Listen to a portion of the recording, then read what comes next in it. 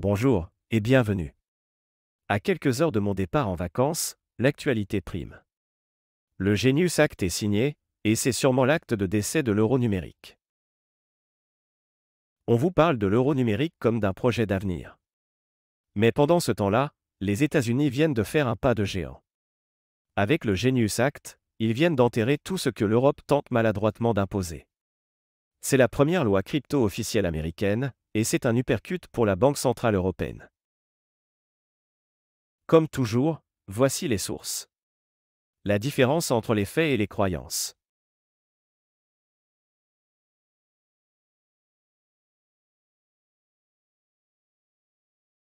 Le Genius Act a été signé le 18 juillet 2025 par le président américain, après avoir été massivement voté au Congrès.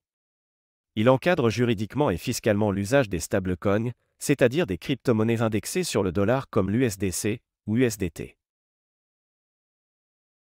L'objectif est d'offrir une alternative numérique au dollar, mais sans imposer une monnaie numérique de banque centrale, MNBC, et surtout sans fliquer les citoyens comme l'euro numérique.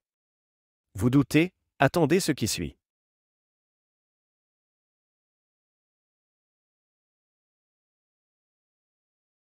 Pendant que la BCE travaille en secret sur un euro programmable, les États-Unis ont choisi la voie de la liberté et de la compétitivité. Premier point, les États-Unis valident les stablecoins, mais refusent toute surveillance généralisée. Le Genius Act ne parle jamais de monnaie programmable. Au contraire, il interdit explicitement le flicage numérique des citoyens. Pendant ce temps, en Europe, la BCE veut un euro numérique capable de bloquer vos paiements, limiter vos dépenses ou encore suivre chaque transaction. Vous doutez? Écoutez bien ce qui suit. Documents officiels de la Banque centrale européenne, rapport sur l'euro digital d'octobre 2020. Disponible sur le site de la BCE. Un euro numérique pourrait inclure des mécanismes limitant son usage comme réserve de valeur. Par exemple, des plafonds de détention ou une rémunération par palier. Autre document clé.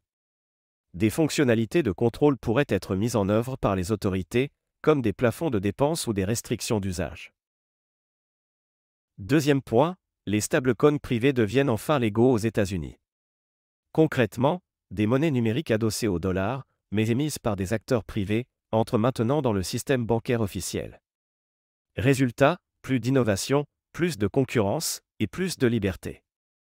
Et pendant ce temps, en Europe, l'euro numérique reste un projet rigide, centralisé, piloté par la BCE, sans la moindre place pour des alternatives privées ou indépendantes.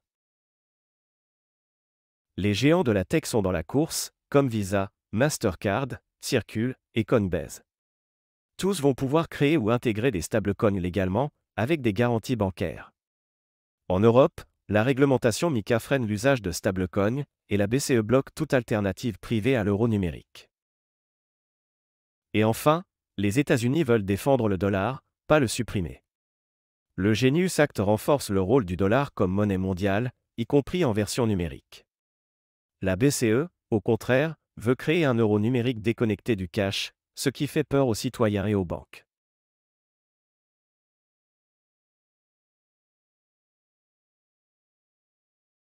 Voici un comparatif, sur la base des informations disponibles.